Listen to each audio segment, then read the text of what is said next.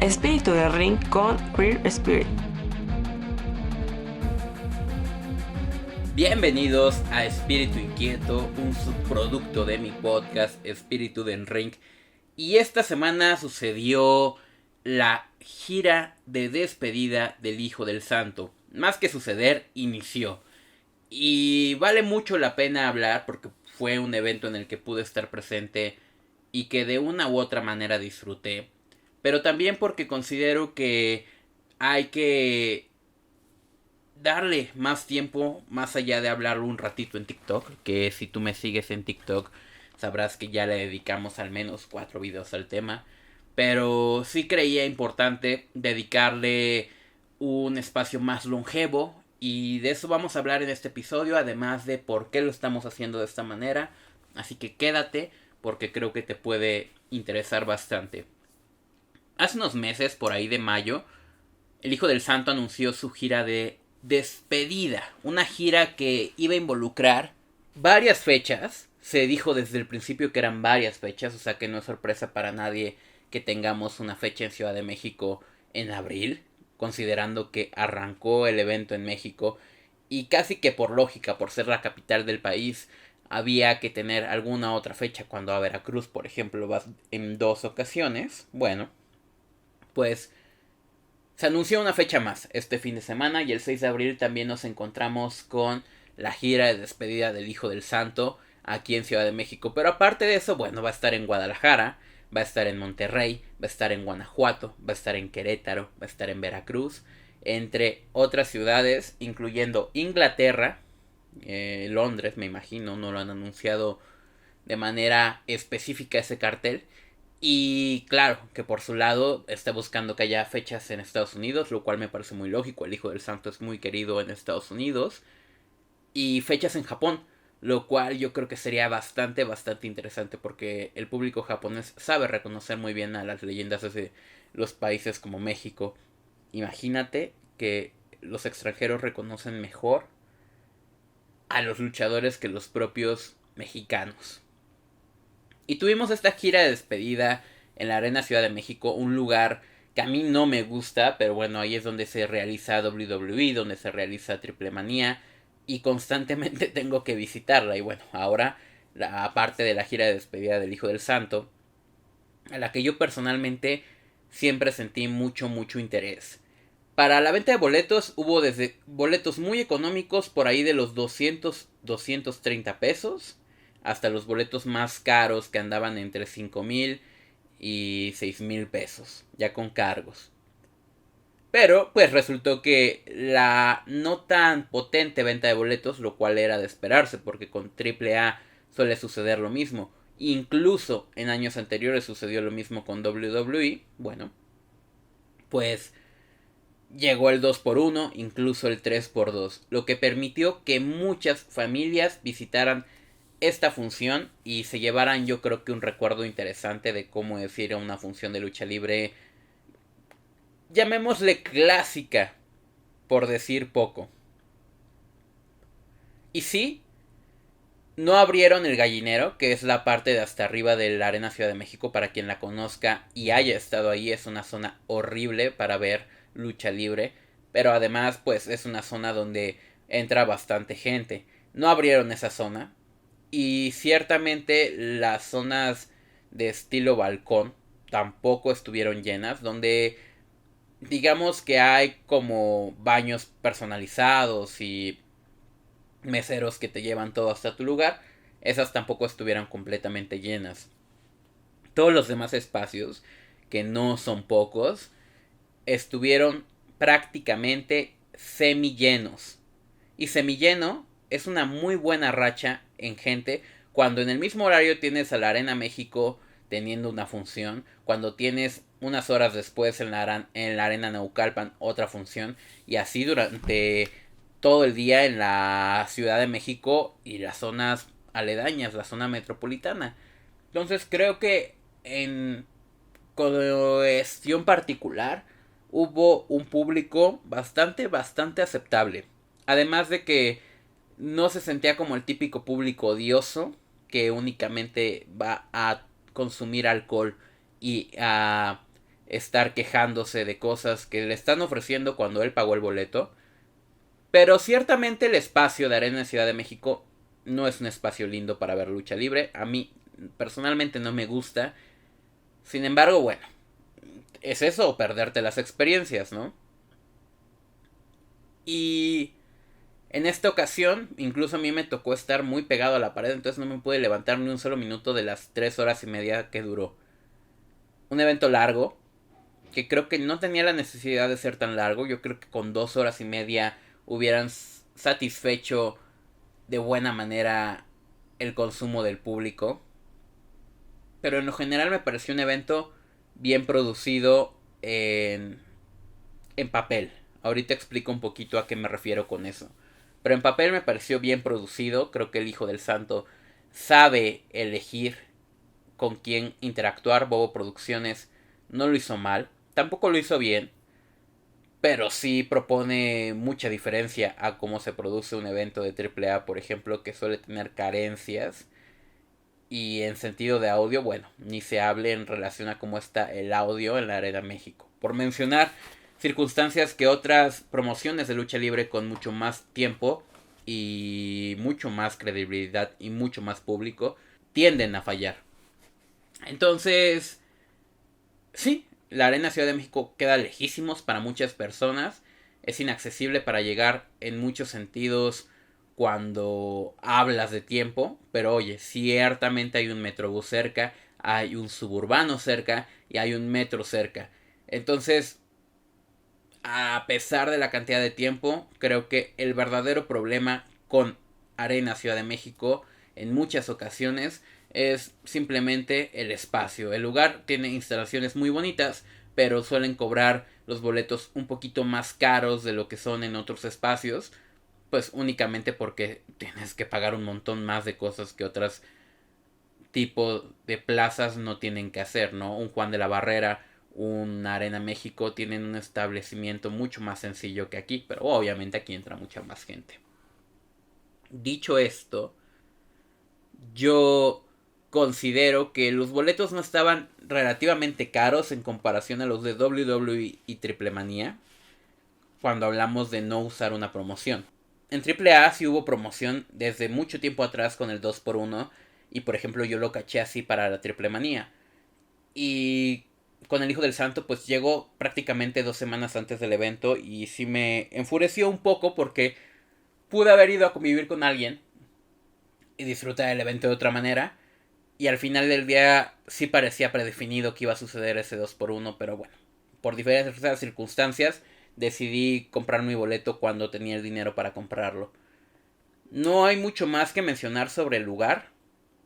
La distribución de la mercancía es igual que en todas las demás ocasiones en las que hay un evento de lucha libre ahí. Si has ido a WWE, si has ido a Triple Manía lo entenderás. En este caso solo había un stand, o yo solamente vi un stand dentro, en el cual vendían una merch del Hijo del Santo que me gustó bastante. Yo me compré unos vasos que ya mostré en TikTok, que estaban en 100 pesos y tienen una impresión muy bonita. Por otro lado, pues había playeras, había litografías, había pines, había calcomanías, había máscaras y todos y cada uno de estos productos son únicamente y exclusivamente para la gira de despedida del Todo por el Todo. Es decir, que si tú vas a la tienda del Hijo del Santo o los buscas en internet, a menos de que los encuentres por segunda mano, no vas a poder conseguir ninguno de estos productos. Me parecieron que encajan dentro de los precios de otro tipo de compañías, pero aquí la merch, al enfocarse únicamente en el Hijo del Santo, está mucho mejor pensada y está a mi gusto bastante linda. Entonces si tienes mucho interés en alguna de ellas, yo te recomendaría que si vas a ir a alguna de las funciones próximas, que si no me equivoco Querétaro es la siguiente y luego Guanajuato, sí te prepares porque la merch sí que es linda y sí la recomiendo bastante.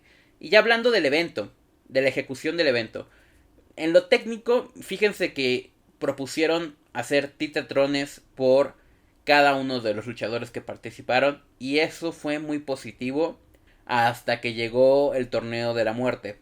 Pero vámonos por partes. ¿Qué son un titatron? Pues son esos videos que ponen en las pantallas mientras los luchadores van entrando.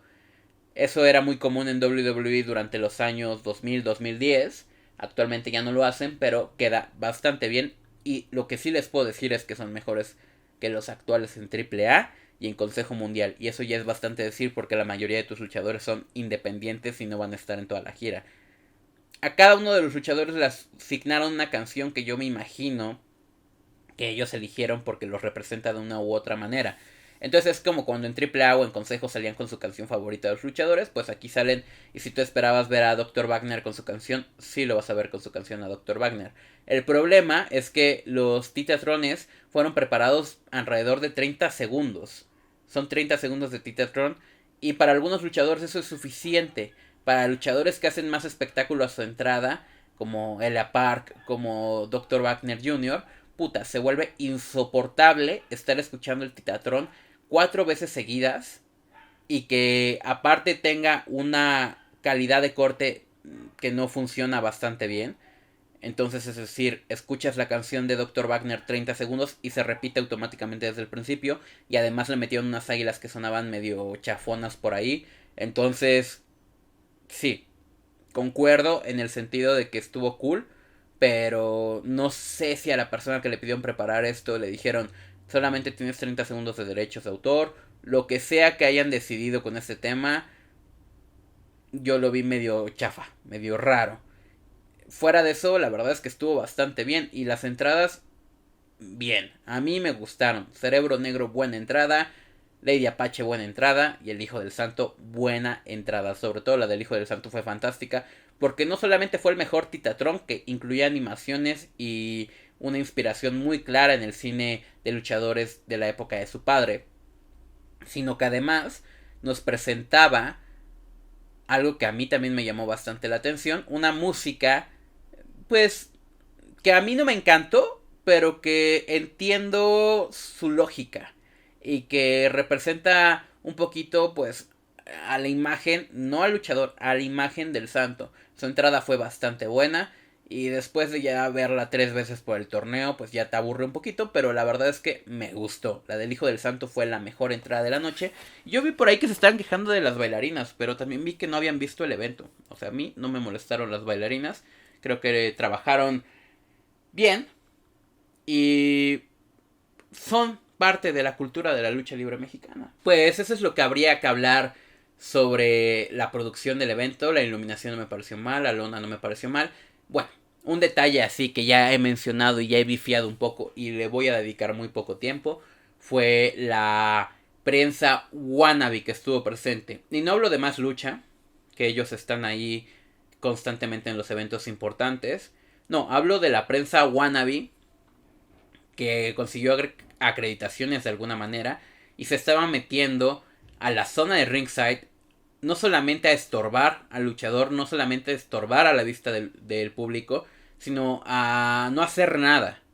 Chavillos ahí con su mochila, que se entiende que lleven su mochila ahí porque seguramente ahí está su equipo y tienen que cuidarlo, pero también con selfie sticks, con celulares, con cámaras no profesionales y que te dejan ver que la prensa de lucha libre en México es únicamente un chiste que se presenta en el grupo rancio de lucha libre y que no trasciende mucho más allá de la poca profesionalidad para realizar y ejecutar un producto de calidad.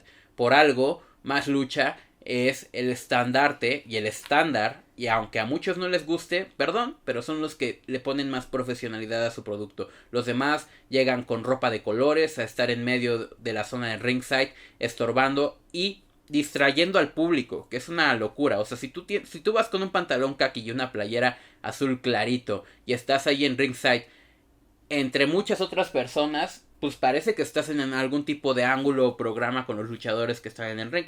De hecho, llegó a suceder cuando se metió alguien de manera narrativa en ring, pues no sabíamos si era uno de la prensa o qué era. Al final terminó siendo el Ángel Blanco, pero te distraes y no entiendes qué es porque ahí tenías a la prensa wannabe estorbando a la vista del público. Yo ya no le voy a dedicar más tiempo a esto, pero que quede muy claro que estas características no me parecen negativas cuando se trata de eventos de calibre más corto, donde no hay una retransmisión en televisión y la mejor manera que tienes para presentar el producto es a través de las fotos de estos propios creadores de contenido. Pero cuando eres un producto tan grande como lo fue la gira de despedida del Hijo del Santo, con tus propios camarógrafos, con tus propios influencers, con lo que sea, no necesitas a esta prensa en medio del ring en momentos importantes y distrayendo por más cosas que ya estaban generando distracción, como la caída de la máscara de Rayman, pero ya hablamos de eso al final del video del podcast. Bueno, pues sin irnos demasiado más lejos, hablemos del evento. Tuvimos 3 luchas pactadas, técnicamente, pero al final fueron 10. Ahorita les explico por qué. Una lucha de introducción, donde todavía no llegaba toda la gente, entre Cerebro Negro y Heidi Karui. Una lucha que sirvió, obviamente, como opener y que estuvo bastante increíble en el sentido de llaveo. Hicieron cosas increíbles, duró casi 20 minutos o más de 20 minutos. Algunos abuchearon, pedían otra lucha, pero no se les hizo demasiado caso. Y la realidad es que fue un gran combate y probablemente la mejor lucha de la noche, e hicieron un gran trabajo. Entiendo que por otro lado haya gente a la que no le haya interesado para nada el combate porque no conocían a los involucrados, incluyéndome a mí. Antes de meterme a fondo con la cartelera, yo no sabía quién era Heidi Karui, incluso me vapulearon en TikTok por el mismo tema.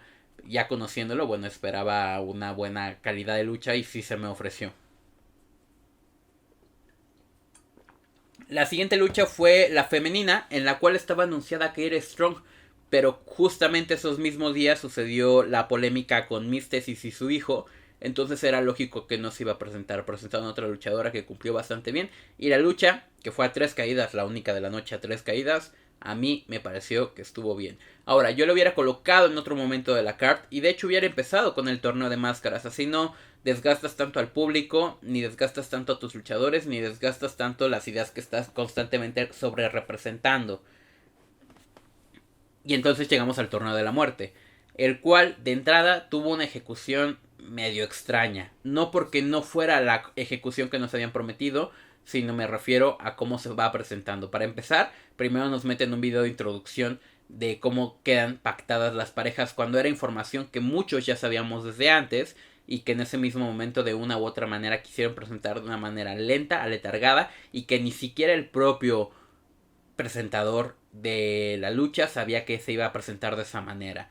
La realidad es que aquí hubo una cuestión de desorganización y falta de comunicación por parte de la producción del evento con la prensa o los community manager del evento. Si los community ya habían filtrado la información de que las parejas existían, pues era tan fácil como mencionarlo al principio del evento o presentarlo al principio del evento.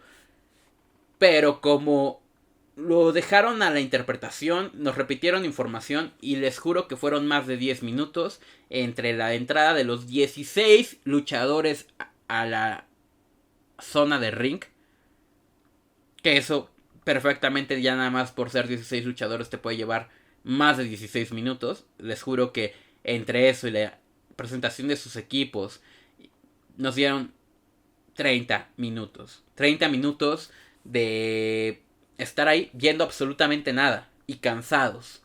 Y cansados íbamos a estar, además, posterior, porque esto desgastó demasiado el show. Fue un momento muy bajo, en el cual era lógico que tenías que presentar a los 16 luchadores, pero había otras maneras de hacerlo. Por ejemplo, empezar con este video de introducción de cómo iban a quedar las parejas, y que las parejas fueran saliendo en ese momento para el torneo cibernético, por ejemplo, y que se quedaran ya ahí. Pero no tomaron la decisión adecuada, se llevaron más de media hora en esta ejecución de producto, y la verdad es que pobre en muchos sentidos. Después nos explicaron que íbamos a tener un torneo de la muerte, o acá conocido como torneo cibernético. Aquí les voy a decir algo, el público no entendió a qué se refirieron. Y por más que el presentador se encargó de introducirlo lo mejor que pudo, nadie entendió, nadie que no conocía el concepto entendió cómo iba a funcionar. De hecho, se escucharon abucheos cuando eliminaron sobre la tercera cuerda al Hijo del Santo en este torneo, en este inicio de torneo, porque pensaron que ya se había acabado su participación y que había durado demasiado poco, y no sabían lo que les esperaba. Pero sí, una falta de comunicación y de transparencia sobre cómo se iba a ejecutar. Para quienes consumen lucha en la Arena México, específicamente en el Consejo Mundial saben cómo funcionan estos torneos. Pero la gente realmente no le pone atención a estos detalles cuando lo explicas en la arena. Es algo que vas entendiendo con el tiempo. Incluso me llamó mucho la atención que eran los perdedores los que se quedaban, muy al estilo AAA. A mí eso no me gusta. Me gusta más el estilo consejo. Porque en el estilo consejo, si tú ganas, sigues avanzando. Y en el estilo AAA, si tú pierdes, sigues avanzando. Y al final la victoria para alguien que va a conseguir una máscara o una cabellera es una persona que perdió toda la noche. Y a mí eso realmente me parece ilógico. Me parece que no tiene tanto poder como esforzarte por ganar esa lucha de apuestas sobre otros 15 contrincantes, por ejemplo. Pero bueno, eso cada quien. Se hizo el inicio de este torneo, que básicamente eligen a un miembro de cada uno de los equipos y se presentan en el ring. Si eran 8 equipos, 8 miembros de los 8 equipos se subieron al ring, combatieron en una lucha de estilo Royal Rumble y se eliminaron sobre la tercera cuerda. Conforme se iban eliminando, se iban eligiendo cuáles iban a ser los brackets para esta lucha. Entonces, por ejemplo, el primero que fue eliminado fue Tejano Jr., que hacía equipo con Solar. Y el segundo que fue eliminado fue Ciclón Ramírez Jr., si no me equivoco, que hacía equipo con Misterioso Jr. Entonces eso pactaba el primer combate de la noche. Y ya nada más desde aquí, más o menos pudimos vislumbrar cuál iba a ser el resultado final de la noche. Porque de entrada, pues que el equipo sea Mascaraño 2000 y Rayman ya te habla de algo, ¿no? De que están intentando tener una ejecución narrativa a través de la historia clásica de la lucha libre en México. No sé si...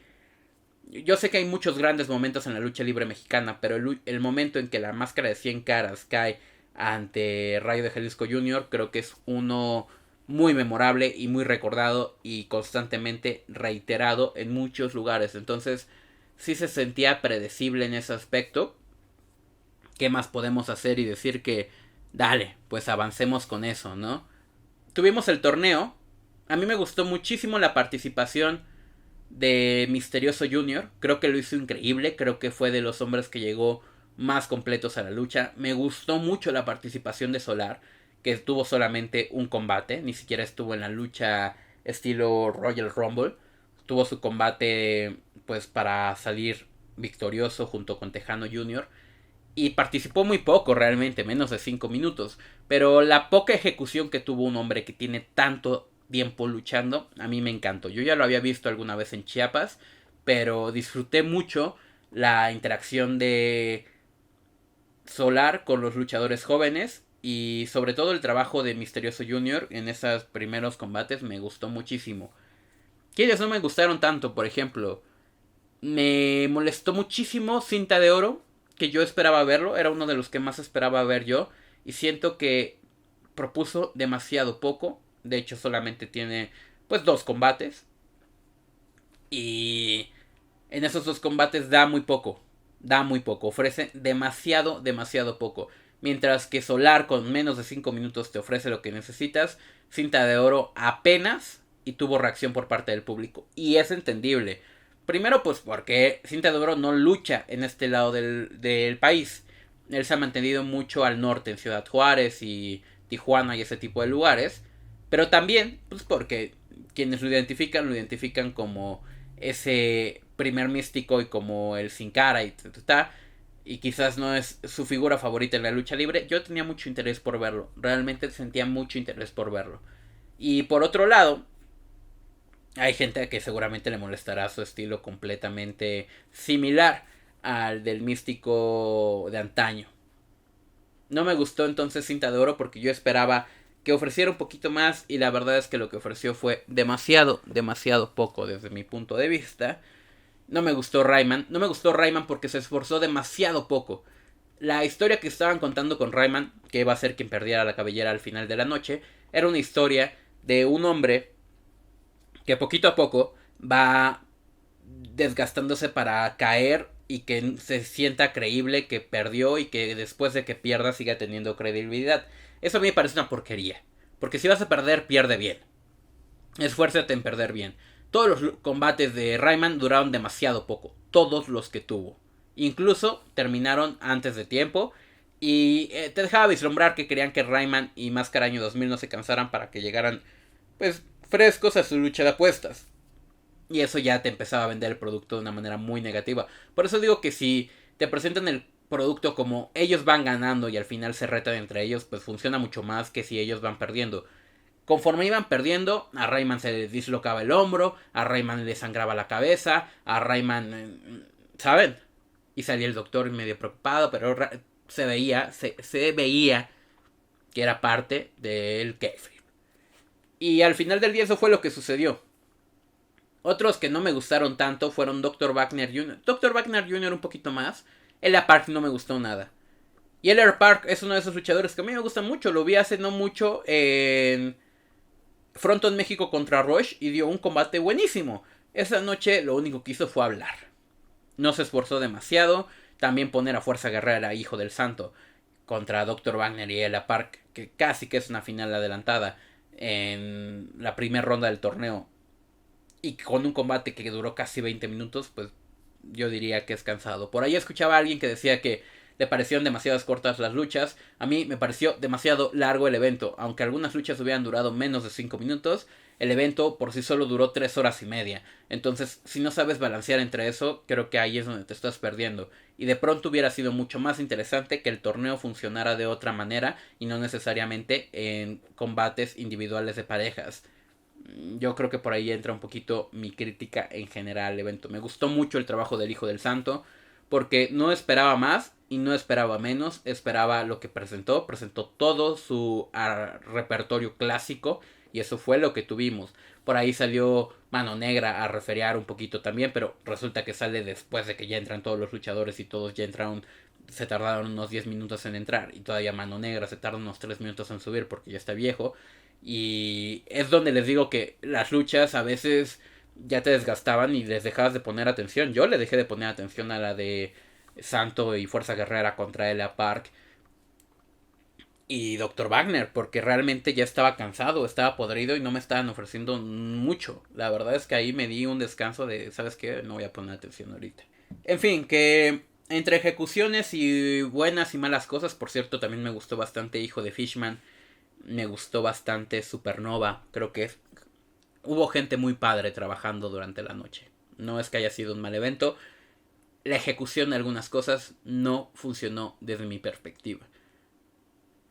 Llegamos a la lucha que define todo. Rayman contra Hijo de Máscara Año 2000. Y gana Hijo de Máscara Año 2000 sin demasiada sorpresa. De hecho, la gente tiene apenas reacción. Detrás de mí había un señor que estaba muy molesto por cómo había terminado el evento. Estaba poniendo los pulgares hacia abajo y diciendo que a él no le... que él seguía al Hijo del Santo desde hace mucho tiempo y que este tipo de cosas no le gustaban. Y lo entiendo un poco. Yo, la verdad, hasta sentí la necesidad cuando vi quiénes eran los finalistas, que ya me lo iba imaginando desde que empezó la lucha Batalla Royal, que quizás no tenía ganas de ver esa lucha, porque sabía lo que esperaba. Sin embargo, la vi, porque les digo que estaba hasta el fondo de la fila y levantarme era pasar sobre otras 15 personas en un espacio muy pequeño, como lo es los que hay entre los asientos de la Arena Ciudad de México. Entonces me esperé, vi el combate, no estuvo mal, no estuvo bien, estuvo normal.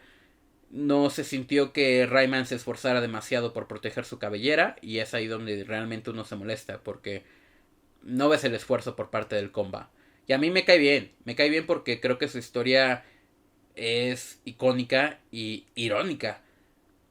Pero no dio lo mejor de sí esta noche. No significa que sea un mal luchador, simplemente sabía a lo que iba, lo ejecutó y ya. Ni siquiera nos damos cuenta en el momento en que el hijo de Máscara Año 2000 recibe su cabellera, porque durante toda la lucha, Hijo del Santo y Fuerza Guerrera se quedaron como seconds, estuvieron llamando la atención abajo del ring. No estaba mal, pues al final del día vas al evento del Hijo del Santo, pero ya al momento del final de la lucha se sintió un desmadre. Después salió Ángel Blanco a atacar a el Hijo del Santo, y después salió al aguante el Santo Junior, lo cual sí que estuvo bastante interesante y realmente fue la nota con la que cerró el evento. Pero obviamente apagó toda la importancia de la lucha de apuestas que acaba de suceder, como si no hubiera sucedido, como cualquier cosa, pues para eso presenta otro cartel. Y la presentación del hijo del Santo hacia Santo Junior es únicamente para este torneo de dinastías que se tendrá próximamente, pero pues también como el heredero de la imagen, de la iconocidad que tiene la figura de el Santo a nivel internacional, a nivel nacional. Y creo que en ese sentido pues sí fue un buen cierre. El problema es que lo metas exactamente donde lo metiste. Yo creo que había muchas otras formas de contar una buena historia. Desde hacer una batalla royal y que los últimos dos se jugaran la máscara o la cabellera y que contaras la misma historia, máscara año 2000 contra Rayman, yo creo que nadie se hubiera molestado. Pero pues eso iba a significar menos tiempo de trabajo del hijo del santo en el ring. Y yo creo que era también lo que querían ejecutar. Entonces, a quienes vayan a ir próximamente a las arenas del hijo del santo, esperen una función larga. Pero también esperen una ejecución de lo que se espera del hijo del santo acertada. Se habla mucho de que esta gira va a terminar con la caída de la máscara de Fuerza Guerrera. Yo también lo creo. Se sabía mucho que la llegada de Fuerza Guerrera al consejo iba por ese lado. Y creo que va a caer la máscara de Fuerza Guerrera ante el Hijo del Santo. Y creo que puede llegar a ser histórico.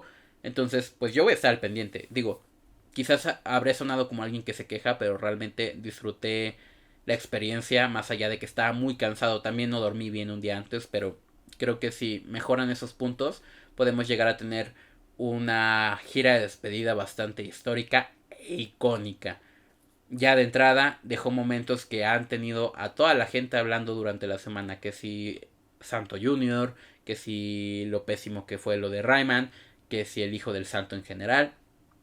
Yo creo que estuvo bastante bien y el horario me gustó, de 5 de la tarde a 8:30 de la noche. Creo que no está tan mal asistir a una función a la Arena Ciudad de México. Pero bueno, eso fue la gira de despedida del Hijo del Santo aquí en Ciudad de México, el arranque. La siguiente función ya es este fin de semana que viene.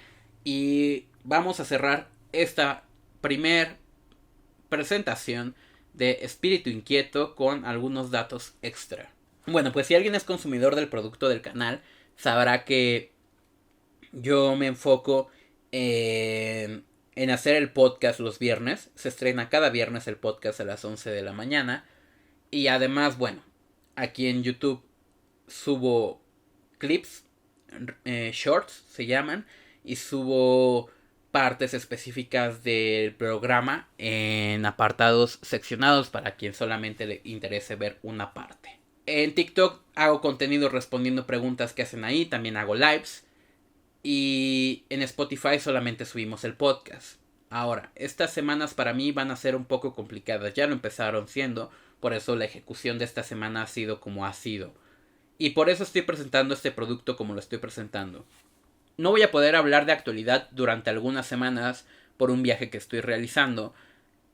Ya les contaré un poquito más porque creo que con esto voy a también contar un poquito más de lucha libre y eso me gusta. Pero voy a ejecutar un viaje en los próximos días. Y yo tenía que dejar todo listo para que los podcasts sigan apareciendo aunque no hablen de actualidad. Pero siento que no hablar de actualidad durante 2 semanas, 3 semanas me va a dejar con muchos temas que sí quería comentar en la boca. Y con temas que pueden llegar a ser interesantes para quienes se acercan a este producto de Espíritu del Ring. Entonces por eso decidí hacer esto llamado Espíritu Inquieto. Que básicamente es una forma, por inquietud, de presentar el producto, aunque no haya video, aunque no vaya a llegar a TikTok, aunque esto solo llegue a YouTube y a Spotify y a ver si llega a otra plataforma en estos días. Pero que simple y llanamente busca seguir ofreciendo contenido de actualidad para todos los consumidores de este producto, que probablemente sean pocos, pero para mí todos son importantes. Y sé que este tema, si no lo tocaba ahora, tocarlo dentro de 2-3 semanas ya no iba a tener tanta relevancia. De todos modos lo voy a hacer, pero será de otra manera. Por lo mientras, ya platicamos del Hijo del Santo y fue bastante interesante. Y no para, porque hoy estrenamos este capítulo a las 8 de la noche. Tú ya lo estás viendo, hoy jueves estrenamos este capítulo a las 8 de la noche, pero para compensar precisamente el tema de la no actualidad en el contenido que estoy creando aquí en mis redes sociales, vamos a tener otro episodio de Espíritu Inquieto este fin de semana. Va a ser el sábado también a las 8 de la noche, y vamos a hablar de la actualidad en Consejo Mundial de Lucha Libre, tomando como base el viernes de la semana pasada, es decir, el viernes espectacular posterior al 91 aniversario, y hasta el viernes de esta semana, el viernes espectacular donde se está presentando Noche de Campeones. Vamos a hablar de viernes a viernes cómo fue la actualidad del Consejo Mundial de Lucha Libre. Nos vemos aquí el sábado en la noche, y a mitad de semana, por ahí del miércoles o del martes, vamos a presentar otro Espíritu Inquieto para también hablar un poquito de actualidad. Ya les diré yo, si es miércoles, jueves, se los anuncio en el siguiente episodio de Espíritu Inquieto. Y nos encontramos aquí ya de vuelta en Espíritu Inquieto, muy probablemente hasta después del 7 de octubre. Pero por lo pronto hay 3 episodios de por medio, y además no se deja de subir el podcast. El podcast se sigue subiendo cada viernes a las 11 de la mañana, pero no va a ser de actualidad. El siguiente episodio es un análisis completo de el 91 aniversario a partir de la narrativa. Ese se sube este viernes. El siguiente viernes va a ser un episodio especial, que también forma parte de la cronología de Espíritu del Ring, sobre mi historia personal con la lucha libre. Es un podcast de introspección sobre cómo yo me introduje a este universo. Puede ser que sea el menos interesante en general, porque aquí no vienen a escuchar sobre mí, pero creo que es interesante porque las historias que cada uno vamos teniendo sobre las cosas que amamos pueden llegar a conectarnos con otras personas, y eso es lo que vamos a tener. Y el siguiente viernes tampoco va a haber podcast actualidad, pero sí va a haber podcast, digamos, importante, porque vamos a hablar del documental de Vince McMahon de Netflix. Entonces, 3 podcasts de interesante calibre y calidad a mi punto de vista, y además los espíritus inquietos de por medio, y además seguramente tendremos alguna que otra sorpresilla más. Sin más, nos vemos en el siguiente episodio este sábado, y muchas gracias a quienes escucharon. Este va a ser un poquito más largo de lo que generalmente vamos a presentar, porque había mucho que hablar sobre el Hijo del Santo, pero también porque creo que valía mucho la pena explicar cómo va a funcionar esto. Muchas gracias a quienes escuchan este producto. Los veo dentro de unas semanas, pero para ustedes realmente va a ser muy poco tiempo, porque vamos a seguir subiendo contenido en todas nuestras redes sociales. Chao. Espíritu del Ring con Queer Spirit.